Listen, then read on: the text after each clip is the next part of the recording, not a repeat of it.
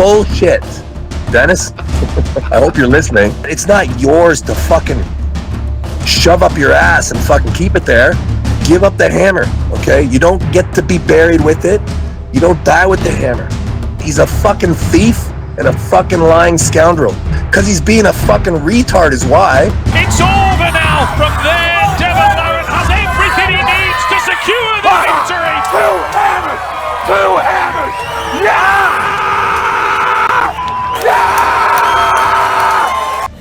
The left-hand WAL Legacy Hammer has started to rock the arm wrestling stage once again. And the epicenter of this quake is Devon Larratt's mouth this time as well. It all started way back in 2010 in Las Vegas on December 13th when Devon clashed with Travis Bagent in an Arm Wars super match. Devon won that match after a 3-3 draw with an anonymous silver bullet round and the title of the best left hand in North America.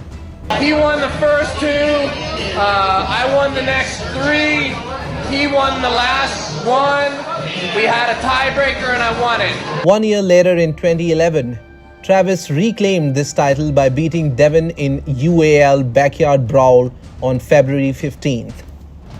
Travis couldn't hold on to the title for long and lost it to Andrei Pushkar at Nemiroff World Cup in an open class tournament in the same year.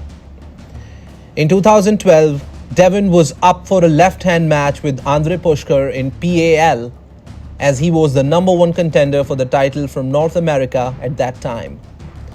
It was the biggest upset in the history of arm wrestling as Devon did not only beat Pushkar but decimated his left hand completely that day, in turn becoming the number one left hand on the planet. Devon lost the title again in 2014 to Travis Bagent in WAL Atlantic City qualifier, but retained the PAL belt.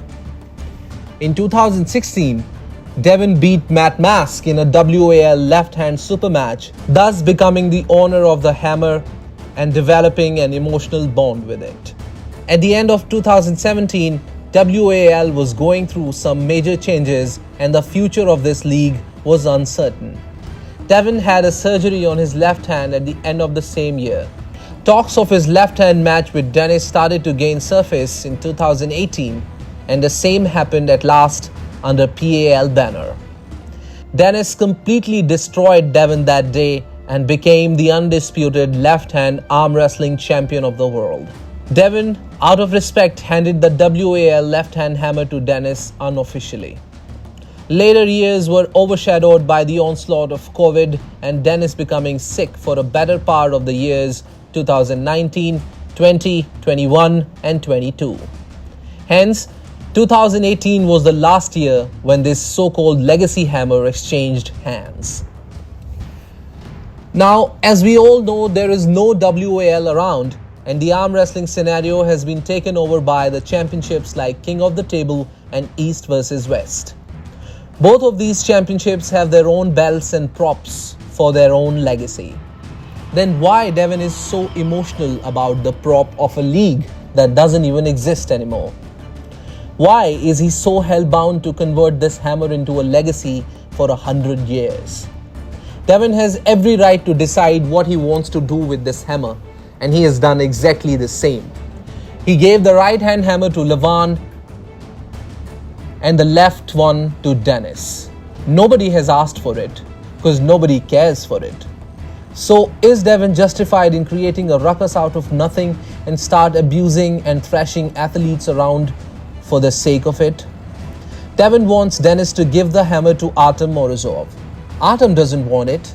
In his recent Instagram post, he has made it clear that he has no interest in any of such dead legacy. Vitali and all the other world champions, including Travis Bagent, seems to be indifferent towards this fantasy of Devon as well. My house. What are you, fucking crazy? I got all the hammers. There was only 6 of them given out and I got 5 of them. The fuck are you? There, you mean the one time where I wasn't there, they made this thing some fucking special hammer? What the fuck is going on? This is crazy. Different organizers in various different leagues come up with all kind of awards and honors to bestow on their athletes who compete under their banner. If someone gets emotionally attached to a trophy or a belt or a hammer for that matter and want it to be recognized as the legacy of that particular sport, he can try to do it professionally in a proper manner. Shouting, cursing, crying, abusing and ridiculing those who doesn't share the same emotion is not the way to go about it. Yeah, I'm all over Dennis because he's an idiot. Out of sheer respect for Devon'S stature in arm wrestling, Engin Terzi has stepped up and asked Dennis to bring the hammer and Morozov to accept it. They both agreed and showed their nobility towards this noble sport. The question remains, when is Devon going to show this humility towards his fellow athletes? Fighting for what you believe is right is justified, but how justified is it to abuse, curse and blame someone if they don't support your cause? Devon'S pre-fight antics of bad-mouthing his adversaries were taken lightly by his fans and the arm wrestling community, as there is nothing wrong in promoting a fight. A promotion can be good or bad, but what Devon is doing to promote the legacy of a lost league is completely down-market and cheap for a person of his stature. Dennis is not taking part in this drama, but surely he is aware of it. And the way Devon is going about this whole legacy melodrama, would it be the right approach for Dennis to throw the hammer in a sewer on live stream? I'm sure Dennis would not stoop down to this level of demeaning someone's integrity, but Devon needs to stop all this and concentrate on what is at hand. A legacy is not made with false efforts and loud noises. It is something transmitted by or received from an ancestor or predecessor or from the past, which includes not money or other material things accumulated in one's life, but rather a legacy of character and faith.